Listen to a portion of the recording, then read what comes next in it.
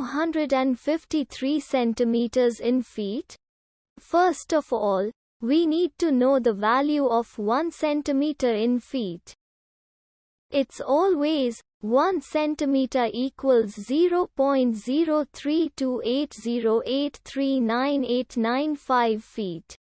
Now we have to multiply 0.03280839895 by 253.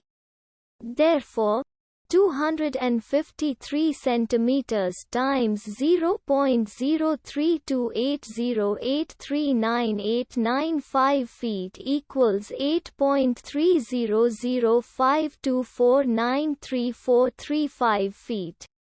So, in other words, 253 centimeters equals 8.3005249343 feet.